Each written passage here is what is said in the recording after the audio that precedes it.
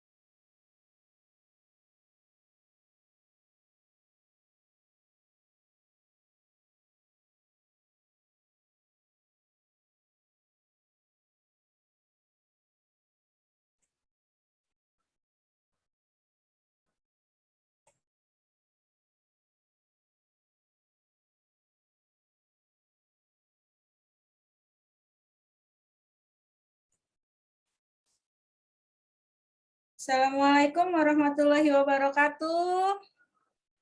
Waalaikumsalam warahmatullahi wabarakatuh. Nur Cahyana sudah tidak siap buat presentasi ya? Gimana, Bu? Udah siap presentasian hari ini? Iya, Bu, sudah siap. Sudah siap. Ya, sambil menunggu Bu Iing, mohon maaf saya off cam ya, karena keadaan di sekitar saya ya seperti itulah ya, kalian benar-benar bisa memahami. Ya, jadi hari ini presentasi dan nanti insya Allah akan didampingi Bu Iing seperti biasa, dan sepertinya saya tidak maksimal menemani teman-teman.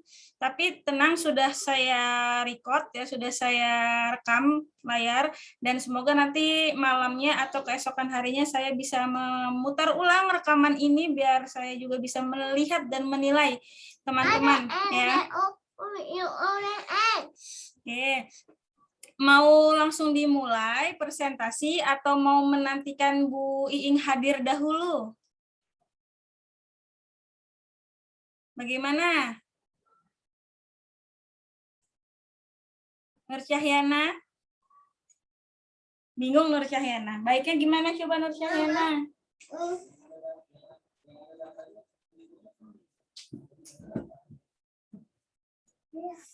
Karena pasti Bu Iing sedang sholat asar ya. Gimana Nur Cahya? Mau menunggu atau mau memulai? Nur? Langsung mulai saja, Bu. Langsung mulai saja. Tidak apa-apa, benar. Oke, kalau begitu saya buka dulu ya perkuliahan pada sore hari ini. Nanti jikalau Bu Iing masuk, bilang saja sudah dibuka oleh Bu Ayu gitu ya.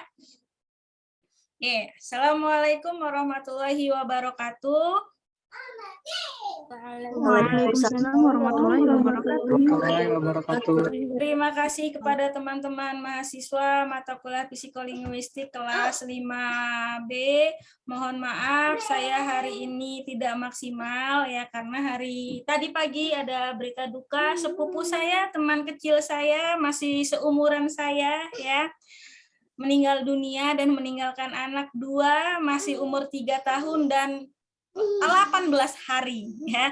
Jadi ini masih ada di rumah duka. Jadi mohon teman-teman semuanya ya, jaga kesehatan. Kita tidak tahu usia, kita tidak tahu takdir Allah ya. Jadi saya harap semuanya bisa jaga kesehatan. Nah, untuk mengefisienkan waktu presentasi hari ini, siapa ya tadi saya lupa. Presentasi hari ini adalah Mesya dan Nur Cahyana. Tadi host sudah saya berikan kepada Panji. Nah, nanti petugas share screen-nya diserahkan lagi ya kepada Panji ya, mau menyerahkan kepada siapa yang menjadi petugas share screen ya. Jadi silakan kelompok 4 dengan materi teori pembelajaran dalam psikologi dan linguistik untuk menyampaikan pemaparannya. Saya persilakan.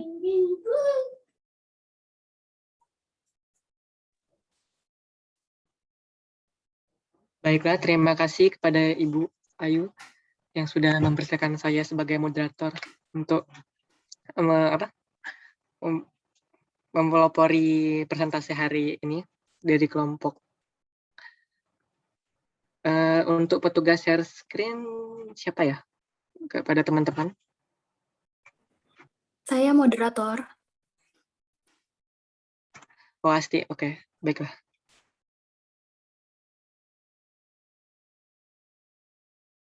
Mohon maaf Saudara Panji, untuk bisa mengubah pengaturannya supaya semua orang bisa melakukan share screen. Sudah bisa Asti. Saya yang sudah mengaturnya. Baik, moderator.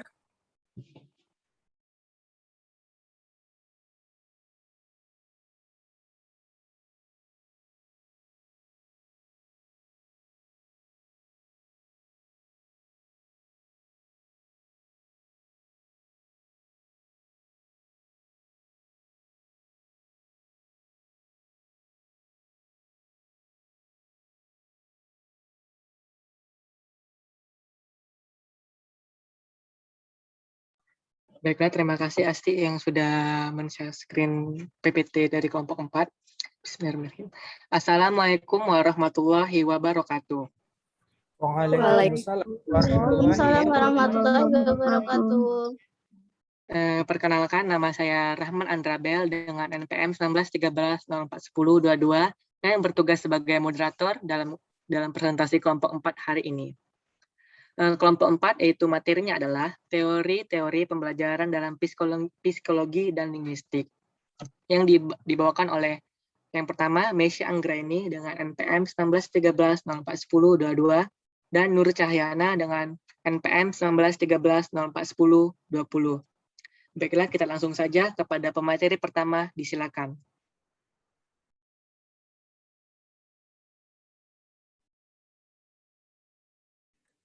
Baik, terima kasih moderator atas kesempatannya. Saya di sini akan menjelaskan yaitu pengertian linguistik. Secara umum, linguistik lazim diartikan sebagai ilmu bahasa atau ilmu yang mengambil bahasa sebagai objek kajiannya. Abdul Chair tahun 2009 halaman 3. Yang selanjutnya yaitu pengertian psikologi. Secara etimologi, psikologi berasal dari bahasa Yunani kuno, psike dan logos. Kata psike berarti jiwa, roh, atau sukma, sedangkan kata logos artinya ilmu. Secara harfiah, psikologi merupakan ilmu jiwa atau ilmu yang objek kajiannya merupakan jiwa. Akan tetapi, ilmu jiwa ini tidak meneliti jiwa atau roh atau sukma. Dalam hal ini, jiwa atau keadaan jiwa bisa diamati melalui gejala-gejala seperti orang yang sedih akan berlaku murung dan orang yang gembira tampak dari gerak-geriknya yang riang atau dari wajahnya yang tampak segar. Abdul Chair tahun 2009 halaman 2. Slide selanjutnya.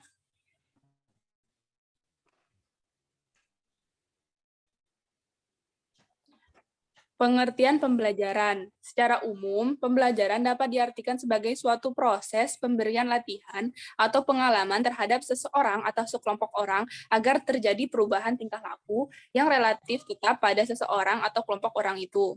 Sekian, saya kembalikan pada moderator. Baiklah, terima kasih atas materinya, Meisya. Materi yang kedua akan dibawakan oleh Nur Cahyana. Kepada Nur Cahyana, disilakan.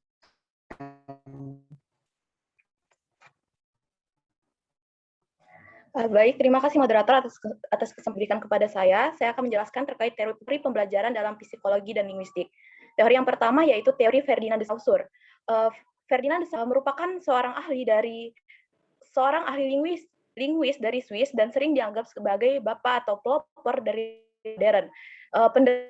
Dilakukan oleh Ferdinand de Saussure ini sering dikualifikasikan sebagai linguistik struktural karena Ferdinand de Saussure ini menganggap bahwa bahasa itu sebagai struktur. Hal tersebut kemudian dikembangkan oleh Ferdinand ke dalam 6 dikotomi. Slide selanjutnya.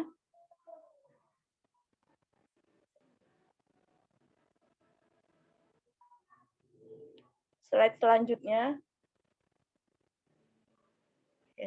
6 dikotomi yang dikemukakan oleh Ferdinand de Saussure yaitu ada sinkronik dan diakronik. Sinkronik dan diakronik digunakan oleh Ferdinand de Saussure itu sebagai tolak ukur untuk penelitian bahasa. Maksudnya, penelitian bahasa itu harus dilakukan secara diakronik dan sinkronik. Kemudian, apa itu sinkronik dan yang pertama yaitu ada sinkronik. Linguistik mempelajari bahasa yang sejaman. Artinya, data dan fakta linguistik merupakan rekaman yang diucapkan oleh seorang penutur bersifat linguistik mempelajari bahasa tertentu. Misalnya, belajar bahasa Indonesia pada masa reformasi, kemudian penelaah bahasa Sunda pada zaman kerajaan Hindu-Buddha. Yang kedua yaitu ada diakronik. Linguistik diakronik merupakan linguistik yang perkembangan bahasa dari bahasa. Artinya linguistik diakronik ini merupakan kajian atau ciri evolusi bahasa yang sering berlalunya waktu. Dikotomi yang kedua yaitu bentuk dan substansi. Dikotomi antara bentuk dan substansi itu menekankan bahwa studi harus dipertimbangkan dalam hal bentuk dan substansi. Bentuk itu mengacu terhadap sistem relasi, sedang substansi itu merupakan bendanya. Artinya sistem relasi dapat memunculkan suatu unsur tertentu, bisa morfem, frase, ataupun kalimat. Jadi, satuan-satuan itulah yang merupakan substansi. Dikotomi yang ketiga yaitu ada signify dan signifiant. Bahasa merupakan alat komunikasi sosial menggunakan sistem tanda yang dipahami secara konvensional oleh anggota komunitas linguistik. Kemudian, apa itu signify dan signify? Signify merupakan makna dari suatu bahasa. Artinya signify adalah kesan makna dalam pikiran kita. Tanda tidak dapat dipisahkan dari tanda yang lain, baik dalam pengucapan, makna. Kemudian dari segi mental, bahasa merupakan suatu totalitas pikiran dalam jiwa manusia, baik dari segi fisik. Bahasa adalah getaran udara. Singkatnya, bahasa adalah pertemuan semua pikiran jiwa dan getaran yang diciptakan oleh melalui alat uji. Sedangkan itu merupakan mengacu pada bentuk bahasa yang terkandung dalam fonem.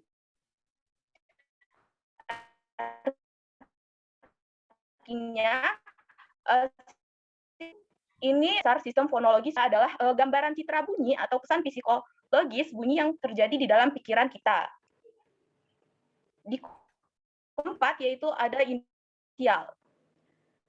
Saussure, suatu dikotomi antara inisial, Saussure itu bahwa meskipun perilaku linguistik setiap anggota itu berbeda-beda, kemudian perilaku linguistik anggota komunitas itu sangat ditentukan oleh kelompok. Perbedaan perilaku individu yang tidak menyimpang dari penyimpang kolektif yang ada dalam kelompok.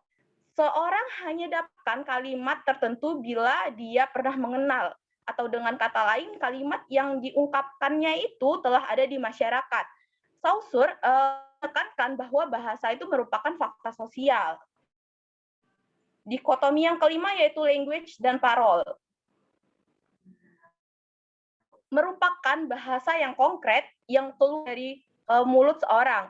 Jadi karena yang konkret itu, maka parol itu bisa didengar. Berbeda dengan language, merupakan bahasa tertentu sebagai sistem tertentu yang bersifat abstrak, sehingga hanya ada di otak penutur bahasa yang terkait. Seperti fakta sosial dikotomi antara language dan parol, seperti bukti bahwa bahasa itu terkait erat dengan pikiran keseluruhan. Parol yang mengacu pada tindak ujar dalam situasi yang sesungguhnya oleh masing-masing individu. Sedangkan language adalah sistem bahasa yang digunakan oleh masyarakat penutur bahasa. Artinya, language bukanlah yang dapat didengar atau kalimat yang mudah dibaca, tetapi suatu aturan umum yang mendasari wacana yang sebenarnya. Dikotomi yang terakhir yaitu ada sintakmatik dan paradigmatik. Yang pertama ya ada paradigmatik. Paradigma hubungan yang menyatakan adanya kemungkinan elemen dalam lingkaran yang sama. Sedangkan sintakmatik adalah yang menunjukkan kemungkinan bergabung dengan struktur yang lebih besar. Sekian pemaparan materi dari saya kembalikan ke moderator. Baiklah, terima kasih kepada Nur Cahyana yang sudah memaparkan materinya. Materi selanjutnya akan kembali ke Mesya Anggraini. Kepada Mesya, disilakan. Baik, terima kasih moderator. Saya di sini akan menjelaskan mengenai teori Leonard Bloomfield.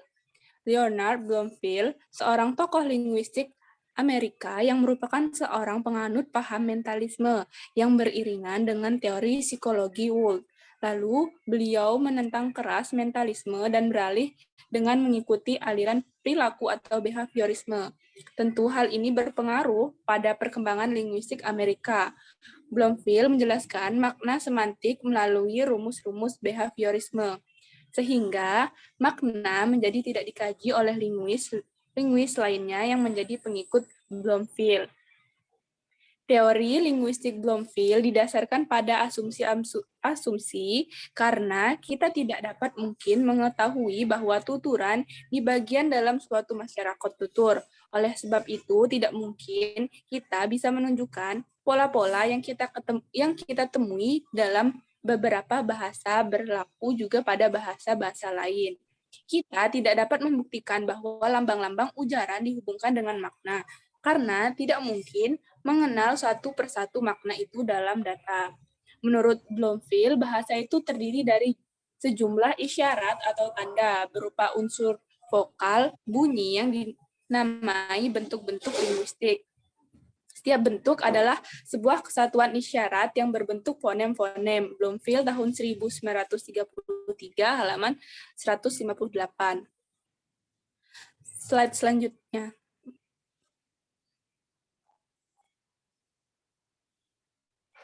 Menurut Bloomfield, ada dua bentuk, yaitu bentuk bebas, yang ini bentuk yang dapat diujarkan sendiri, seperti bentuk Rudi naik dan tangga dalam kalimat Rudi naik tangga.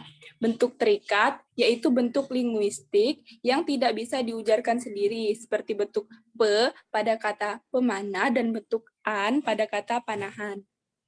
Istilah yang ada dalam teori Bloomfield yaitu yang pertama ada fonem, merupakan satuan bunyi terkecil dan paling khas dalam leksikon suatu bahasa yang dapat membedakan arti. Yang kedua yaitu morfem, merupakan unit terkecil yang mempunyai makna dan dari bentuk leksikon. Yang ketiga yaitu frase, merupakan gabungan dua kata atau lebih yang bersifat non-predikatif atau lazim juga disebut gabungan kata yang mengisi salah satu fungsi sintaksis di dalam kalimat. Yang keempat yaitu merupakan satuan terkecil yang biasa dan dapat menduduki salah satu fungsi sintaksis. Yang terakhir yaitu kalimat, merupakan tuturan yang mempunyai arti penuh dan tuturan suaranya menjadi ciri sebagai batas keseluruhannya. Jadi kalimat adalah tuturan yang diakhiri dengan intonasi final. Sekian penjelasan dari saya kembalikan kepada moderator. Baiklah, terima kasih Meisya yang sudah memaparkan materinya. Materi selanjutnya akan kembali lagi dibacakan oleh Nur Cahyana. Kepada Nur Cahyana, disilakan. Baik, terima kasih moderator. Saya akan lanjut itu dari teori Rupert Firth. Firth merupakan seorang bahasa Inggris yang departemen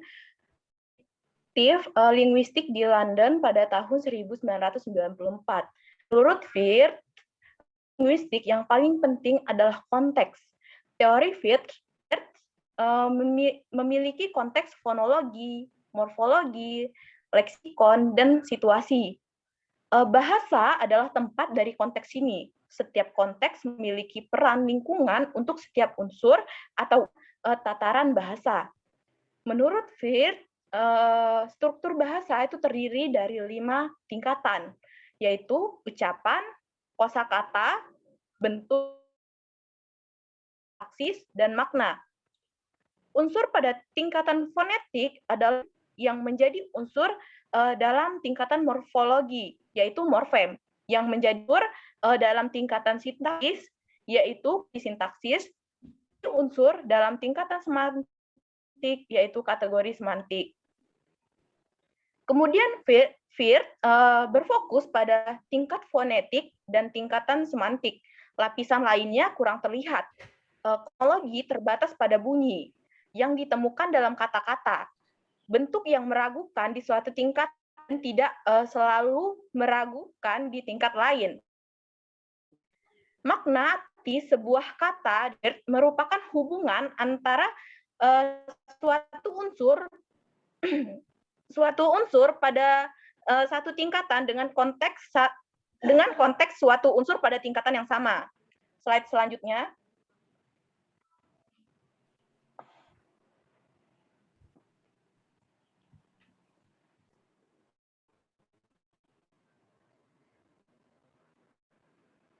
Teori selanjutnya itu teori Noam Chomsky.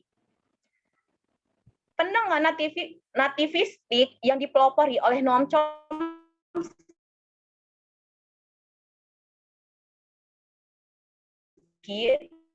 beranggapan bahwa pengaruh lingkungan berang. Artinya pemberian secara biologis yang disebut sebagai hipotesis nurani. Dalam hipotesis nurani ini, Chomsky mengaitkan hubungan bahasa dengan pikiran. Hipotesis nurani Chomsky ini memaparkan bahwa setiap manusia sudah mempunyai kemampuan bahasa sejak lahir. Chomsky tidak hanya terkesan pada kompleksnya bahasa, namun ia terkesan terhadap banyaknya kesalahan dan penyimpangan kaidah pada pengucapan bahasa. Dalam pikiran manusia itu sudah terdapat konsep mengenai struktur bahasa yang disebutkan oleh Chomsky itu sebagai piranti penguasa bahasa atau language equation device, yakni bagian pikiran manusia yang secara khusus mengenai LAD pada manusia yang sudah dianugerahi sejak lahir ini terus berkembang seiring dengan perkembangan bahasa yang dimiliki oleh masing-masing. Sebagai suatu kemampuan bawaan, LA diri dari yang suatu kecakapan yang dapat membedakan bunyi bahasa dengan sejumlah bunyi yang lain. Kemudian yang kedua yaitu kecakapan yang mengorganisasi suatu bahasa ke dalam sejumlah kelas yang berkembang. Kemudian yang ketiga yaitu pengetahuan terkait sisaan dan ada yang tidak memungkinkan. Kemudian yang keempat yaitu sistem kecakapan menggunakan sistem bahasa yang didasarkan pada suatu penilaian terkait perkembangan sistem linguistik sehingga dapat menghasilkan suatu sistem mungkin bisa saja di luar data linguistik yang ditemukan. Keterangan yang dipapal Ade menyentuh berbagai aspek pemerolehan bahasa, yaitu aspek makna, abstraksi, dan kreativitas. Namun tidak hanya itu saja. Teori Noam Chomsky ini terdapat dua aspek yang penting dan berhubungan, yaitu hubungan antara pikiran dan bahasa. Kemudian Chomsky mengenai bahasa dan pikiran, ia konsep tersebut yaitu depth struktur dan subphase struktur. Terkait depth dan subphase struktur akan disampaikan oleh pemateri selanjutnya. Saya kembali ke moderator. Baiklah, terima kasih kepada Nur Cayana yang sudah membawakan materinya. Materi selanjutnya akan kembali dibawakan oleh Mesya. Baik, saya akan melanjutkan dan subphase struktur. Konsep depth struktur merupakan bahasa mengenai bahasa yang terdapat di dunia ini memiliki struktur yang sama atau universal, sehingga dapat memungkinkan bahwa bahasa dapat diturunkan dalam konsep yang sama. Misalnya, suatu konsep setelah subjek kemudian diikuti dengan predikat, maka itu merupakan sistem yang universal dan diturunkan pada bahasa manapun di dunia. Sedangkan subphase struktur berkaitan dengan keragaman bahasa. Subfrastruktur adalah luaran bahasa yang memungkinkan bahasa yang berbeda-beda sehingga menimbulkan bentuk, pola, pandangan penutur bahasa yang berbeda-beda. Depth struktur atau struktur dalam suatu konsep yang abstrak tentang makna yang berusaha dipahami seseorang.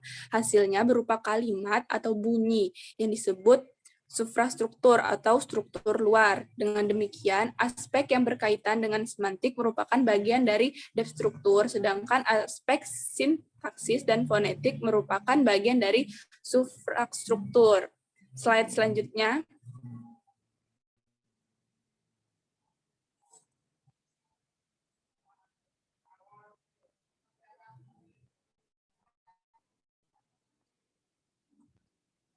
keuniversalan bahasa menurut Chomsky. Ada dua, yaitu universal substantif, yaitu adalah elemen yang digunakan sebagai pembentuk bahasa. Misalnya, secara universal,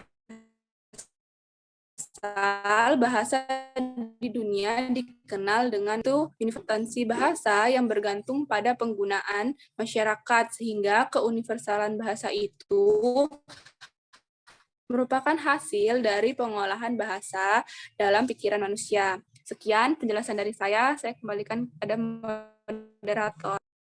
Baiklah, terima kasih kepada Messi Anggrini yang sudah membawakan materinya. Materi selanjutnya akan dibawakan oleh atau dibacakan oleh Nur Cahyana. Kepada Nur Cahyana, disilakan. Baik, moderator, saya akan materi terkait teori stimulus respon.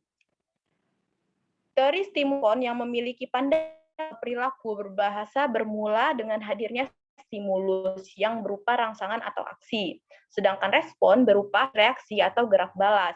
Slide selanjutnya.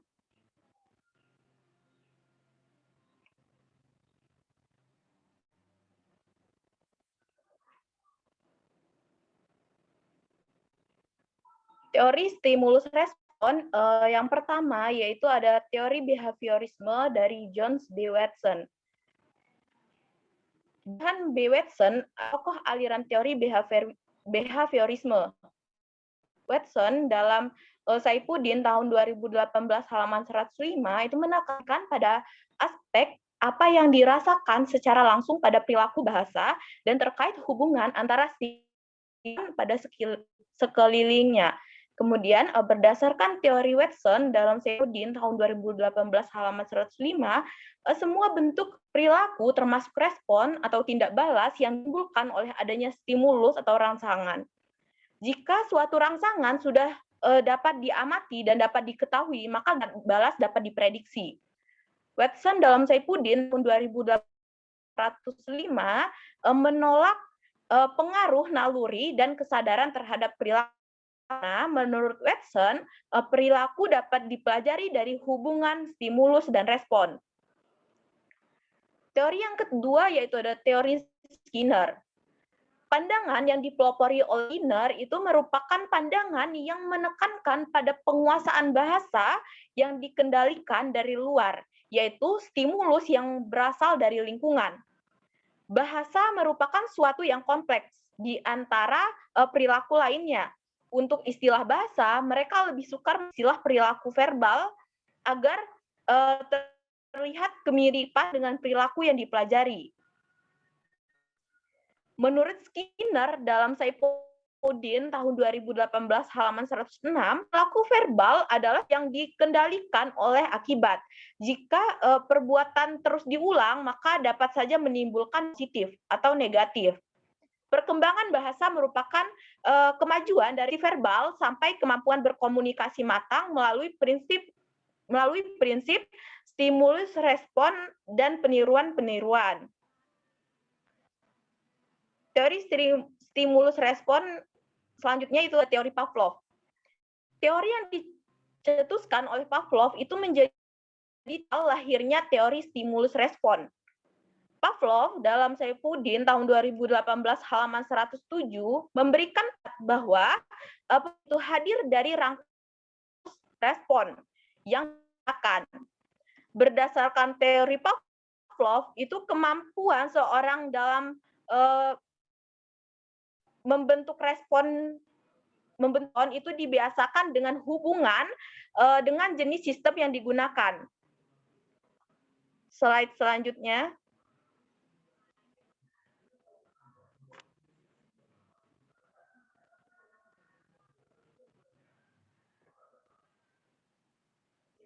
Materi terakhir yaitu materi terkait teori kognitif.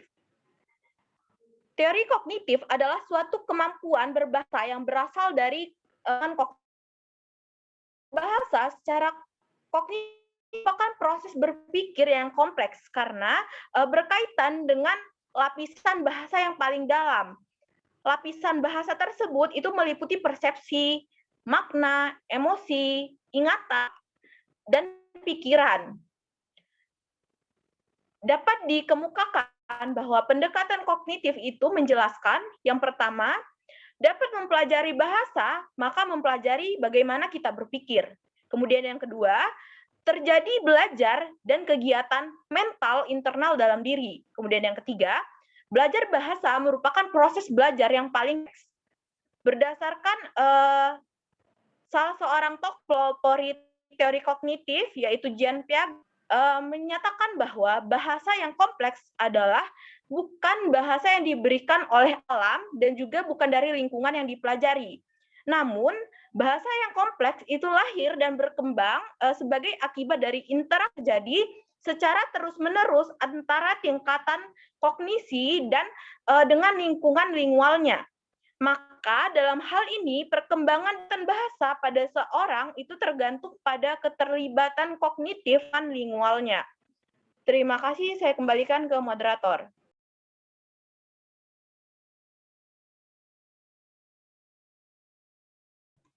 Baiklah, itulah tadi pemaparan materi dari Miss dan Nurcayana. Baiklah, sekarang kita buka sesi tanya jawab. Sesi tanya jawab ini dibagi 2 termin. 1 termin itu diisi oleh 2 penanya. Kepada yang ingin bertanya, silakan menyebutkan namanya. Ais, moderator. Kori Ramadhani, moderator. Oke, baiklah. Tadi saya mendengar Ais dan Kori Ramadhani. Silakan Ais Kartikasari dimulai terlebih dahulu. Baik, terima kasih moderator atas kesempatan yang telah diberikan kepada saya. Perkenalkan, saya Ais Kartikasari dengan NPM 1913-0424. Izin bertanya, salah satu teori Ferdinand de Saussure yaitu tentang diakronik dan juga sinkronis yang meneliti bahasa dari waktu ke waktu. Yang ingin saya tanyakan yaitu apakah perubahan bahasa dari waktu ke waktu tersebut itu memiliki kaitan dengan psikologi pada manusia? Tolong jelaskan. Terima kasih, saya kembalikan kepada moderator. Baiklah, terima kasih atas pertanyaan Ais. Kepada kelompok 4, apakah pertanyaan Ais dapat dipahami? Dapat dipahami, moderator. Baiklah, mohon maaf kepada Ais, mohon pertanyaannya ditulis di chat Zoom. Baiklah, pertanyaan selanjutnya dari Kori Ramadhani, disilakan. Baik, terima kasih moderator atas kesempatan yang telah diberikan kepada saya. Izin memperkenalkan diri, nama saya Kori Ramadhani dengan NPM 1953-04102. Izin bertanya. Pemateri telah menjelaskan bahwa terdapat 6 dikotomi tentang bahasa dalam teori Ferdinand de Saussure. Salah satunya itu signify dan signifier, psikologis bunyi yang terjadi di dalam pikiran. Yang ingin saya tanyakan yaitu gambaran citra bunyi atau kesan psikologis bunyi seperti apa yang terjadi di dalam pikiran. Terima kasih, saya kembali. Baiklah, terima kasih kepada Kori atas pertanyaannya. Kepada kelompok 4, apakah pertanyaan dari Kori Ramadhani dapat dipahami?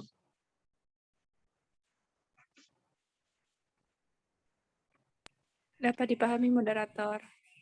Baiklah. Mohon untuk Kori Ramadhani, pertanyaan tadi ditulis di chat komentar Zoom. Baiklah, selagi kelompok 4 mencari jawabannya, kita tunggu sekitar 2 menit atau 3 menit lah.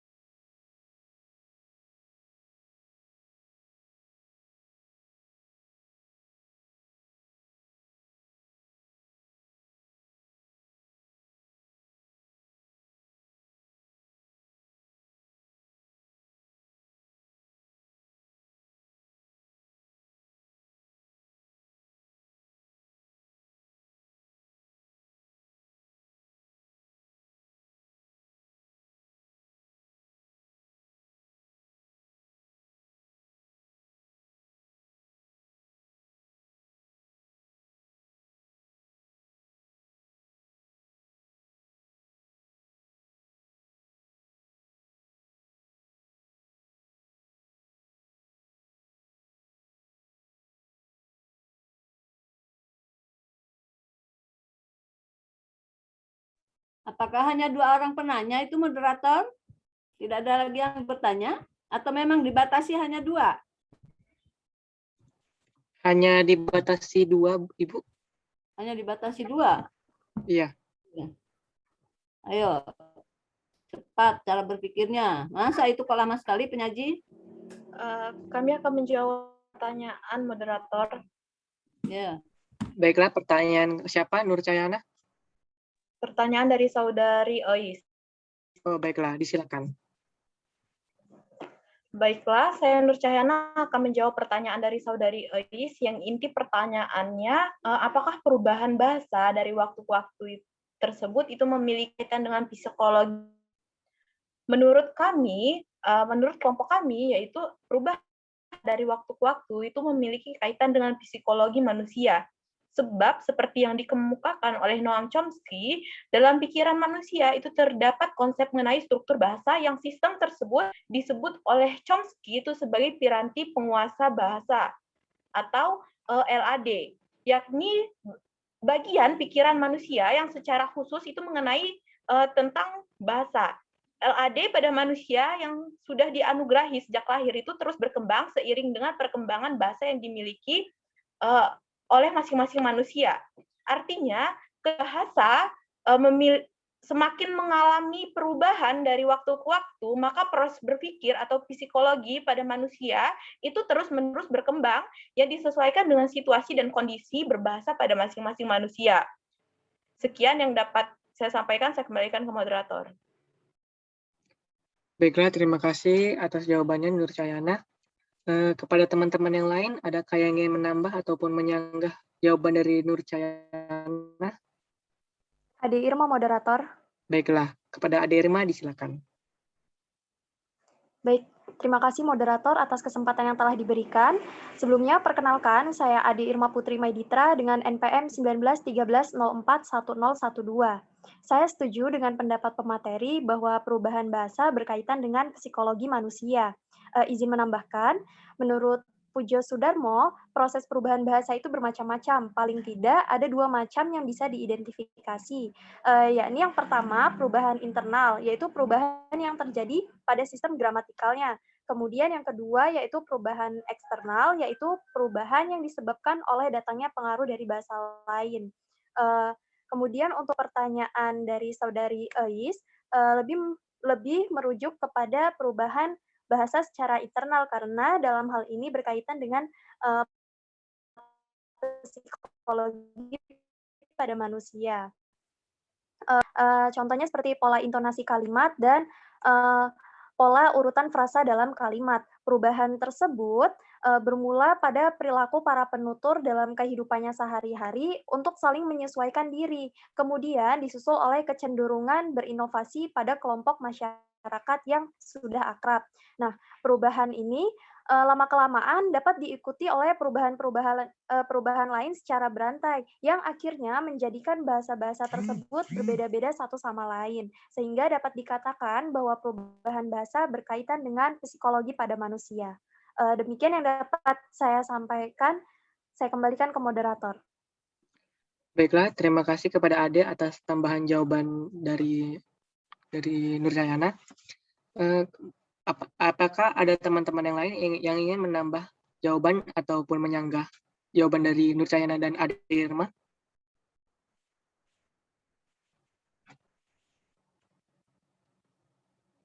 Baiklah, sepertinya tidak ada. Kepada Kori mohon maaf, kepada Ais, apakah jawaban dari Nur Cahyana dan tambahan dari Ade dapat dipahami? Ya, dapat dipahami moderator. Terima kasih pemateri dan juga tambahan dari saudara Ade. Yang dapat saya pahami yaitu perubahan bahasa tersebut memiliki kaitan dengan perubahan bahasa tersebut memiliki kaitannya dengan psikologi manusia.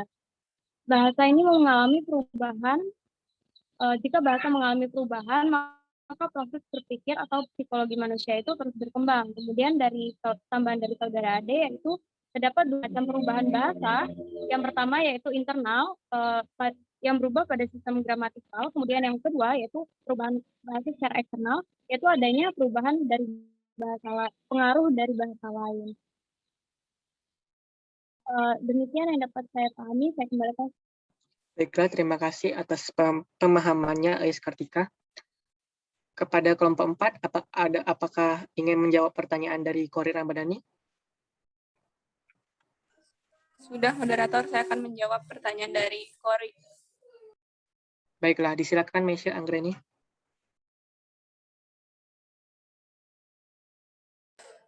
Baik, terima kasih moderator atas kesempatannya dan terima kasih kepada penanya yaitu Kori Ramadhani yang pertanyaannya yaitu gambaran citra bunyi atau kesan psikologis bunyi seperti apa yang terjadi di dalam pikiran. Gambaran citra bunyi yang dimaksud dalam teori Ferdinand de Saussure yaitu pada dasarnya menyatukan sebuah konsep atau satu citra suara, bukan menyatakan suatu dengan sebuah nama. Suara yang muncul dari sebuah kata yang diucapkan merupakan penanda, signifier, sedangkan konsepnya petanda adalah signified. Dua unsur ini tidak bisa dipisahkan sama sekali. Memisahnya akan menghancurkan kata tersebut. Misal, ambil saja sebuah kata apa saja, maka kata tersebut pasti menunjukkan tidak hanya suatu konsep yang berbeda, namun juga suara yang berbeda. Suara-suara baik suara manusia, binatang, atau bunyi-bunyi hanya bisa dikatakan sebagai bahasa atau berfungsi sebagai bahasa bila mana suara atau bunyi tersebut mengekspresikan, menyatakan, atau menyampaikan ide-ide, pengertian-pengertian tertentu. Untuk itu, suara-suara tersebut harus merupakan bagian dari sebuah sistem konvensi, sistem kesepakatan, dan merupakan bagian dari sebuah sistem tanda. Contohnya, misal ketika orang menyebut kata asem, signifier, dengan nada mengumpat, maka hal tersebut merupakan tanda kesialan, signified. Sekian penjelasan dari saya kembalikan pada moderator. Baiklah, terima kasih kepada Meisya atas jawaban untuk pertanyaan Kori. Kepada teman-teman yang lain, adakah yang ingin menambah jawaban dari Meisya ataupun menyanggahnya?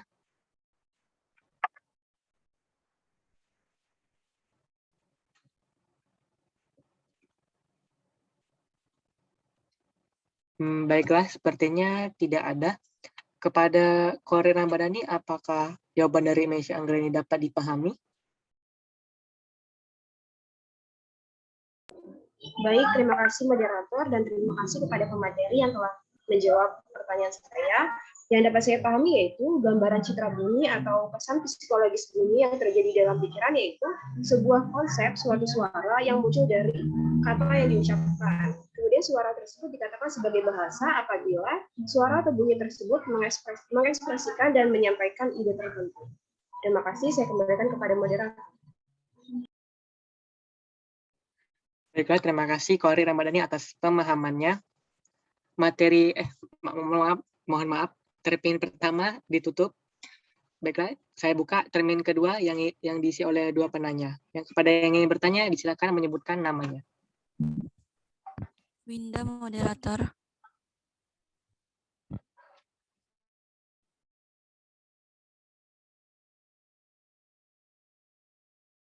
Baiklah, satu penanya lagi. Yang ingin bertanya, disilakan menyebutkan namanya. Putri, moderator. Baiklah, tadi saya mencatat yaitu Winda dan Putri. Baiklah, yang pertama kepada Winda. Disilakan menyebutkan pertanyaannya. Terima kasih moderator telah memberikan kesempatan kepada saya untuk bertanya. Sebelumnya, perkenalkan saya Winda Mugirayu dengan ujung NPM terakhir 40. Dalam makalah kelompok penyaji terdapat materi yang dikatakan oleh Watson dalam Sepudin tahun 2018 halaman 105 menolak tegas pengaruh naluri dan kesadaran terhadap perilaku karena menurut Watson, perilaku dapat dipelajari dari hubungan stimulus-respon. Pertanyaan saya, mengapa Watson mengatakan bahwa Perilaku tersebut dapat dipelajari dari stimulus respon, serta berikan contohnya dalam hal berbahasa. Terima kasih, moderator. Baiklah, terima kasih pertanyaannya, Winda. Mohon pertanyaan tadi ditulis di kolom chat komentar Zoom ini. Baiklah, kepada kelompok 4, apakah pertanyaan dari Winda dapat dipahami? Dapat dipahami, moderator. Baiklah. Pertanyaan selanjutnya dari Putri Cantika. Kepada Putri Cantika, disilakan. Baik, terima kasih moderator atas kesempatan yang diberikan. Perkenalkan, nama saya Putri Cantika Helmiana dengan NPM 1913041028. Izin bertanya, proses belajar bahasa secara kognitif merupakan proses berpikir yang kompleks karena berkaitan dengan lapisan bahasa yang paling dalam. Lapisan bahasa tersebut meliputi persepsi, makna, emosi, ingatan, dan pikiran. Yang ingin saya tanyakan, bagaimana jika seseorang gagal dalam memenuhi salah satu lapisan bahasa yang merupakan bagian dari proses berpikir kompleks tersebut, dan bagaimana solusi yang tepat untuk mengatasi hal tersebut? Terima kasih, saya kembalikan kepada moderator. Baiklah, terima kasih pertanyaannya Putri Cantika. Mohon pertanyaan tersebut ditulis di kolom chat komentar Zoom. Baiklah, kepada kelompok 4, apakah pertanyaan dari Putri Cantika dapat dipahami?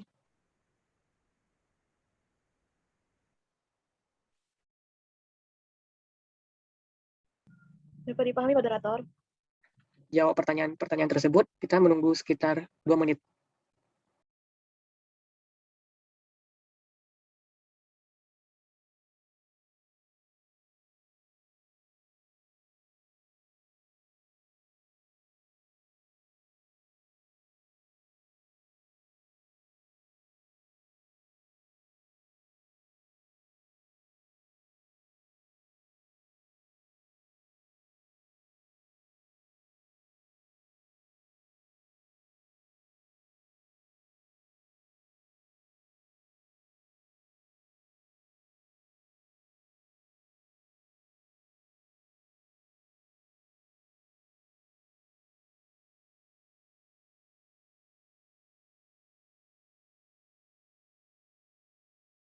Moderator, saya akan menjawab.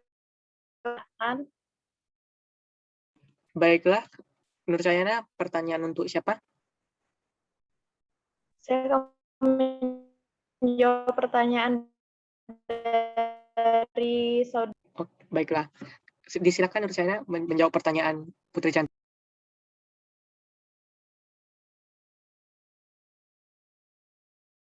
Baik, terima kasih moderator. Saya akan menjawab dari Putri Cantika yang inti pertanyaannya, bagaimana jika seseorang itu gagal dalam memenuhi salah satu yang merupakan bagian dari proses berpikir yang kompleks, kemudian bagaimana solusi yang tepat untuk mengatasi hal tersebut.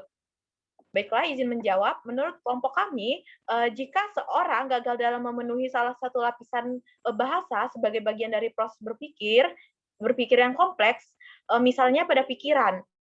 Jika seorang gagal pada pikiran, artinya ia belum mampu menginterpretasikan proses mentalnya dalam peristiwa kehidupan. Padahal baik pikiran, persepsi, makna, emosi, maupun ingatan itu harus saling berinteraksi satu sama lain. Sebab pikiran akan mengarah pada emosi akhirnya menimbulkan respon tertentu. Ini juga berlaku pada persepsi yang akan menimbulkan makna tertentu pada pikiran sebaliknya. Maka solusi dalam mengatasi hal tersebut yaitu seseorang perlu pengendalian dalam berinteraksi dengan lingkungan. Menurut aliran kognitif, kita belajar disebabkan oleh kemampuan kita menafsirkan peristiwa atau kejadian yang terjadi di dalam lingkungan. Titik awal teori kognitif adalah anggapan terhadap kapasitas kognitif dalam menemukan struktur dan bahasa yang didengar di sekelilingnya. Sehingga seorang tersebut harus mampu merelasikan pengetahuan yang dimiliki dengan pengetahuan yang baru. Artinya proses itu melalui tahap memperhatikan stimulus yang diberikan, kemudian memahami makna stimulus, dan menggunakan sudah dipahami. Terima kasih, saya kembalikan ke moderator. Baiklah, terima kasih Nur Cahyana sudah menjawab pertanyaan dari Putri Cantika. Sebelum itu, adakah teman-teman yang ingin menambah jawaban dari Nur Cahyana maupun menyanggahnya? Azahra, moderator. Baiklah, kepada Azahra disilakan.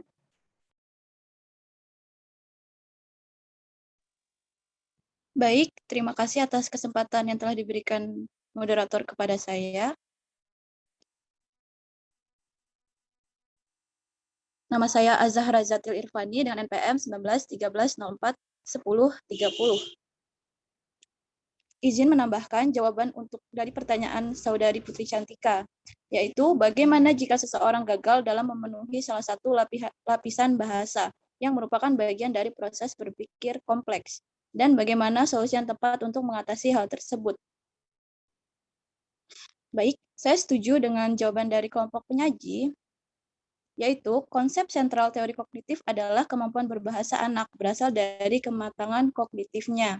Proses belajar bahasa secara kognitif merupakan proses berpikir yang kompleks karena menyangkut lapisan bahasa yang terdalam.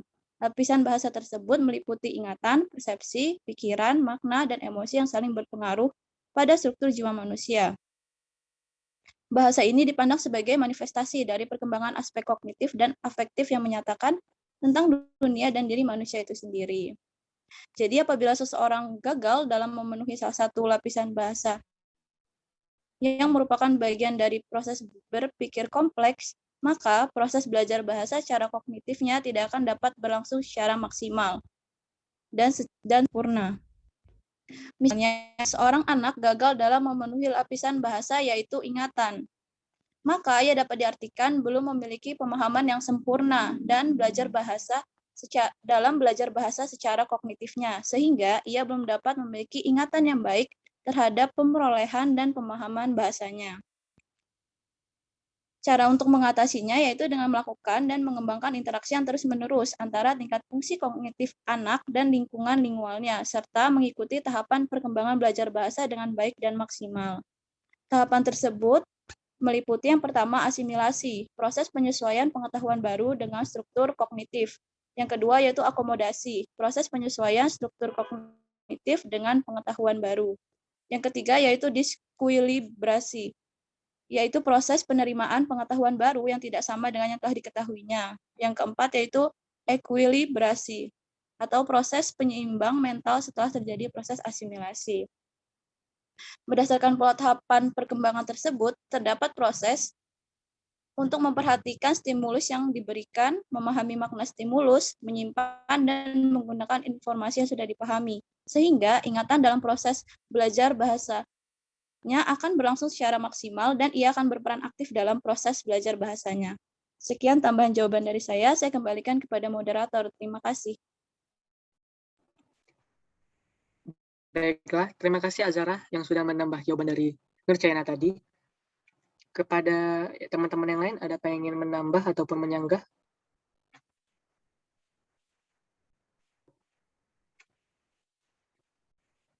Baiklah, sepertinya tidak ada.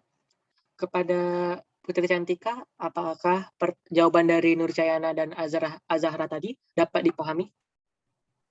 Baik, terima kasih moderator.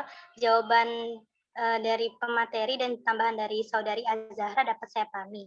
Yang dapat saya pahami berarti orang tersebut gagal dalam memenuhi salah satu lapisan bahasa sebagai proses berpikir kompleks, atau proses belajar kognitifnya tidak akan dapat berlangsung secara sempurna. Kemudian untuk solusi yang tepat itu perlu proses pengendalian dalam berinteraksi dengan lingkungan, kemudian mengembangkan interaksi yang terus-menerus antar tingkat fungsi kognitifnya dan lingkungan lingualnya. Baik, itu saja yang dapat saya sampaikan. Baiklah, terima kasih Putri Cantika atas pemahamannya. Kepada anggota kelompok 4, apakah ingin menjawab pertanyaan Winda? Saya moderator akan menjawab pertanyaan dari saudari Winda. Baiklah, kepada Meisha disilakan.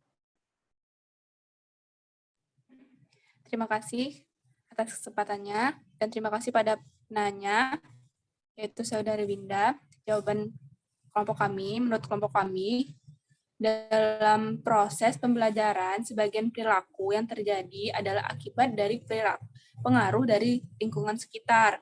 Nah, dengan kata lain, bahwa karakter atau kepribadian seorang individu dapat terbentuk karena dipengaruhi lingkungan atau lingkungan di mana ia berada.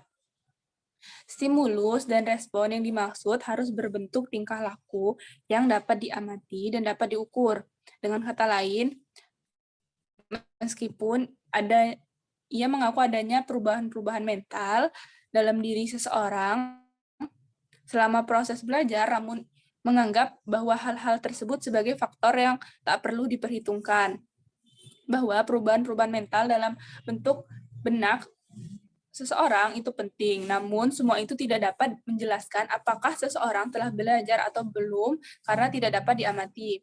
Misal, pembelajaran menulis karangan narasi. Guru merupakan unsur penting yang dapat memberi warna dalam pembelajaran. Artinya, baik buruk hasil pembelajaran, hasil dari kegiatan mengajar dipengaruhi oleh potensi guru. Potensi yang dimaksud adalah bagaimana cara guru memberikan stimulus yang tepat dalam pembelajaran menulis karangan narasi. Stimulus tersebut berupa penguatan dalam bentuk pujian dan hadiah. Melalui ini diketahui bagaimana respon siswa atas stimulus dari guru tersebut. Sekian jawaban dari saya kembalikan pada moderator. Baiklah, terima kasih Mesya atas jawaban pertanyaan Winda. Kepada teman-teman yang lain, adakah yang ingin menambah jawaban dari Mesya ataupun menyanggahnya? Dwi, moderator. Baik, kepada Dewi. Oh, tadi saya mendengar dua orang, yaitu Dwi dan Khairunisa. Ya, yang pertama kali yaitu Dwi. Kepada Dwi, disilakan. Baik, terima kasih moderator atas kesempatan yang telah diberikan kepada saya. Saya Dwi Handayani Nasution dengan NPM 19130410046. Izin menambahkan jawaban dari kelompok penyaji. Saya setuju terhadap atas jawaban yang disampaikan oleh kelompok penyaji. Menurut Watson, sebagian perilaku yang terjadi adalah akibat pengaruh dari lingkungan sekitar. Perilaku memusatkan pada interaksi dengan lingkungannya yang dapat dilihat dan diukur. Prinsip-prinsip perilaku diterapkan secara luas untuk membantu orang-orang mengubah perilakunya ke arah yang lebih baik. King tahun 2010 halaman 15. Teori ini menekankan pada tingkah laku manusia sebagai akibat dari interaksi antara stimulus dan respon. Asumsi dasar mengenai tingkah laku menurut teori ini bahwa perilaku sepenuhnya ditentukan oleh aturan-aturan yang diramalkan dan dikendalikan. Menurut Watson dan para ahli lainnya meyakini bahwa tingkah laku manusia merupakan hasil dari pembawaan genetis dan pengaruh lingkungan atau situasional. Tingkah laku dikendalikan oleh kekuatan-kekuatan yang tidak rasional. Hal ini didasari oleh dari hasil pengaruh lingkungan yang membentuk dan memanipulasi tingkah laku. Manusia adalah makhluk reaktif yang tingkah lakunya dikontrol oleh faktor-faktor berasal dari luar. Salah satu faktor tersebut yaitu faktor lingkungannya yang menjadi penentu dari tingkah laku manusia. Berdasarkan pemahaman ini, kepribadian individu dapat dikembalikan kepada hubungan antara individu dan lingkungannya. Hal-hal yang mempengaruhi perkembangan kepribadian individu semata-mata bergantung pada lingkungan. Menurut teori ini, orang yang terlibat di dalam perilaku karena telah mempelajari melalui pengalaman-pengalaman terlebih dahulu. Contohnya, ada seorang contoh dalam berbahasa, yaitu ada seorang pria yang bersuku Batak. Ia menikah dengan seorang wanita yang kini menjadi suaminya yang bersuku Jawa. Setelah mereka tinggal bersama sekian tahun di lingkungan keluarga istrinya, seorang suami awalnya tidak tahu berbahasa Jawa, kini telah dapat berbahasa Jawa dan memiliki dialek Jawa dalam berbicara. Sang suami pun telah dapat memahami bahasa daerah istrinya. Hal ini merupakan salah satu contoh teori yang dikemukakan oleh Watson, di mana kepribadian atau tingkah laku seseorang dapat dipengaruhi oleh lingkungan sekitar. Dari contoh tersebut, stimulusnya terdapat pada seorang suami yang mendapat rangsangan setiap harinya yaitu berbahasa Jawa akibat mendengar lingkungannya berbicara bahasa Jawa, dan responnya yaitu pria tersebut bisa berbahasa Jawa menyesuaikan lingkungannya. Terima kasih, saya kembalikan kepada Baiklah, terima kasih atas tambahan luar biasa dari Dwi Handayani. Selanjutnya ada tambahan dari Khairunisa Pratami. Kepada Khairunisa, disilakan. Terima kasih moderator atas kesempatan yang telah diberikan kepada saya. Saya Khairunisa Pratami dengan NPM 191304150, izin menanggapi pertanyaan Saudari Winda Mugirahayu. Saya sangat setuju dengan pemateri dan Saudari Dwi, namun saya ingin menanggapi berdasarkan pemahaman saya, yaitu Watson merupakan salah satu tokoh behaviorisme. Menurut behaviorisme yang dianut oleh Watson, tujuan psikologi adalah membuat prediksi dan pengendalian terhadap perilaku, dan sedikit pun tidak ada kaitannya dengan kesadaran atau naluri. Hal yang dapat dikaji menurut teori behaviorisme adalah hal-hal yang dapat diamati secara langsung, yaitu rangsangan atau stimulus, dan gerak balas atau respons. Sedangkan hal-hal yang terjadi dalam otak tidak ada kaitannya, seperti kesadaran ataupun naluri. Menurut behaviorisme, respons timbul oleh adanya stimulus. Jika stimulus telah diamati dan diketahui, maka respons dapat diprediksi. Begitu pula sebaliknya, jika respons diamati atau telah diketahui, maka stimulus pun dapat diprediksi. Dengan demikian, setiap perilaku dapat diprediksi dan dikendalikan. Lalu, Watson menolak secara tegas pengaruh naluri dan kesadaran terhadap perilaku. Menurutnya, semua perilaku dipelajari menurut hubungan stimulus-respons. Dalam buku Psikolinguistik karya Abdul Haer, dijelaskan bahwa Watson mengadakan eksperimen terhadap Albert, seorang bayi berumur 11 bulan. Pada mulanya, Albert adalah seorang bayi yang gembira, yang tidak takut terhadap binatang seperti tikus putih berbulu halus. Albert senang sekali bermain-main dengan tikus putih yang berbulu cantik itu. Nah, dalam eksperimennya, Watson memulai proses pembiasaannya dengan cara memukul sebatang besi dengan sebuah palu setiap kali Albert mendekati dan ingin memegang tikus putih itu. Akibatnya, tidak lama kemudian, Albert pun menjadi takut terhadap tikus putih dan juga terhadap kelinci putih.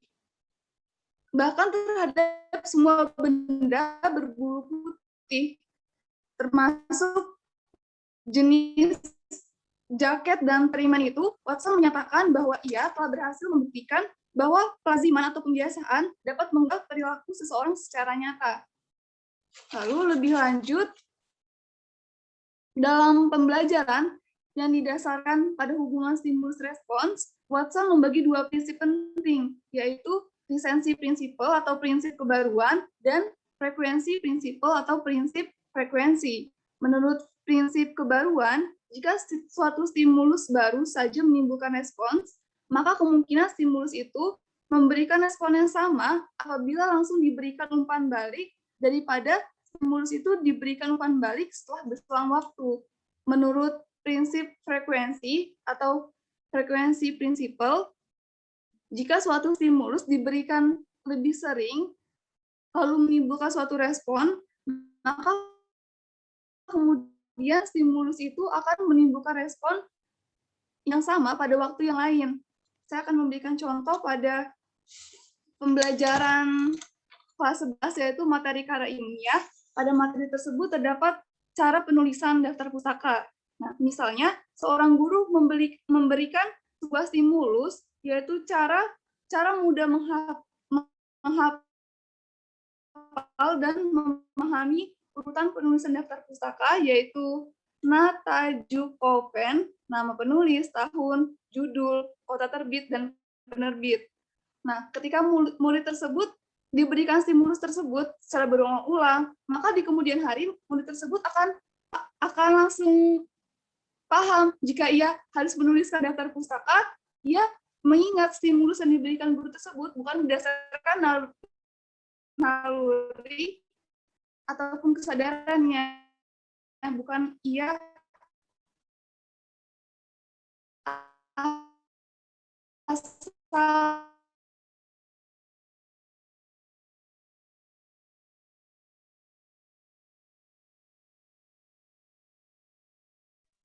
Hilang-hilang suaranya, Hairun.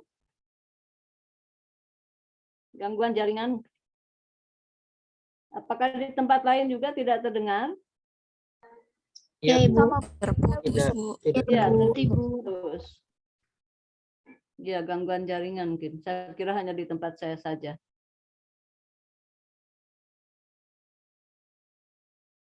Tampaknya sudah selesai itu dia berbicara. Baiklah. Sembarang membentuk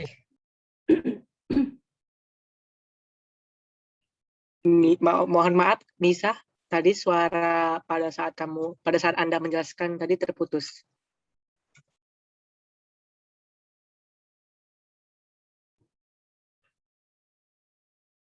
Mungkin tahu tak ini jaringannya mungkin. Cuaca. Malah hilang sekarang.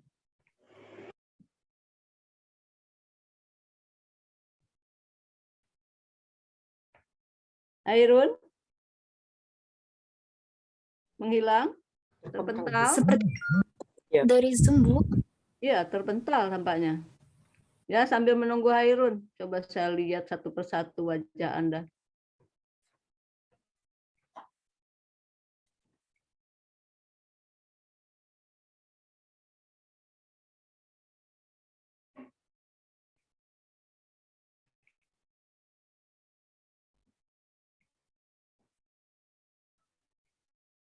Maisel masih ada di tempat ya.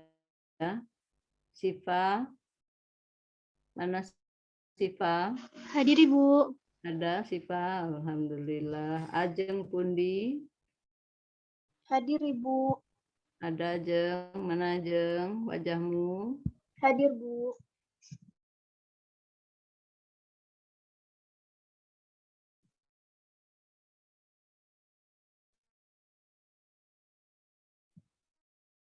Ya, sudah muncul Asti. Hadir. Muncul Ade, sudah bertanya. Masih ada, Dek? Hadir, Bu. Masih ada. Iya. Nur Cahayana yang penyaji masih ada? Hadir, Ibu. Masih ada. Tia Anggraini. Hadir, Ibu. Usisa masih? Hadir, Ibu. Masih ada.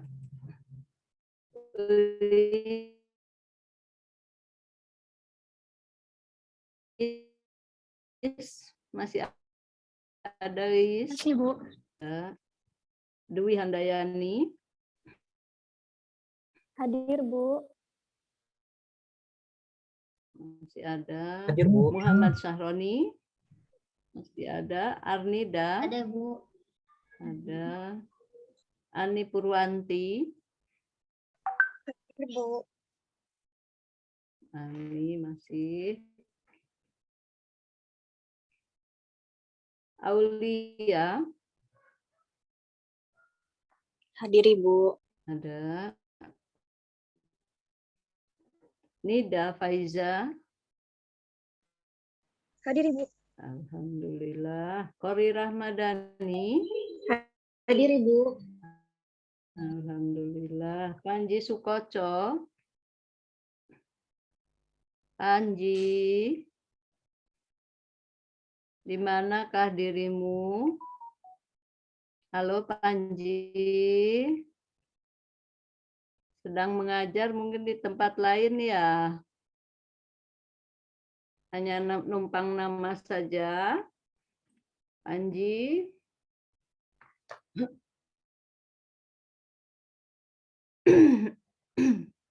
Panji Sukoco nomor urut 18 sudah meninggalkan forum. Baik, tidak ada. Azahra masih ada? Masih ada, Ibu. Sorry, Tri Arfiki. Hadir, Ibu. Masih ada.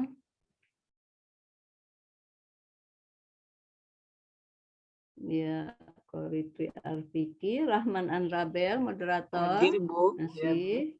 Ya. Setia Ayu Hikmah. Saya, Bu. Ada, masih.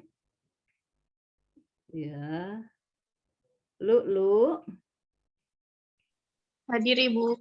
Ada Lu. Airunisa sedang terpental, belum bisa bergabung. Alhamdulillah sudah bisa bergabung, Ibu. Oh, sudah bisa. Tadi terpental ya. Betul, Bentar Ibu. ya, Hirun. Ya, Ibu lanjutkan dulu sedikit lagi nih. Putri Cantika masih ada? Hadir, Ibu. Masih. Wajahnya. Aldi, ada Bi? Hadir, Bu. Ada. Alhamdulillah. 26. 2 orang lagi belum mengisi daftar hadir. Winda belum mengisi. Winda belum. Dengan siapa lagi? 1 orang lagi. Jumlahnya kan 28 kelas ini. Ada yang merasa Winda belum mengisi? 2 orang lagi. Ya, sambil menunggu yang belum mengisi. Baik, bagaimana Hairun mau menambahkan tadi Anda sempat terpental agak lama? Hairun?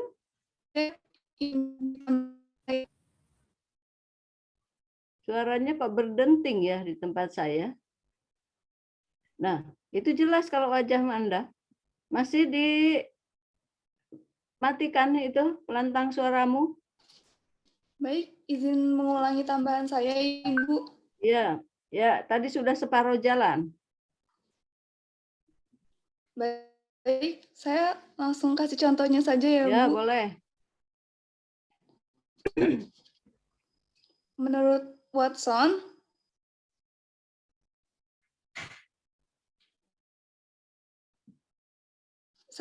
mohon maaf, saya akan memberikan contoh, yaitu ketika guru memberikan stimulus berupa cara mudah menghafal ataupun memahami urutan penulisan daftar pustaka, yaitu nata, jukopen, nama, tahun, judul, alamat, nama, tahun, judul, kota terbit, dan penerbit. Nah, seorang siswa dapat mengingat stimulus tersebut ketika suatu saat ia diperintahkan untuk membuat daftar pustaka. Ia menggunakan stimulus tersebut bukan dengan ia pahami. Demikian, Ibu. Sudah cukup jawabannya. Ya. Baiklah. Ya, teruskan moderator. Silakan. Iya, Rahman. Ya, silakan. Baik, Bu. Terima kasih, Bu.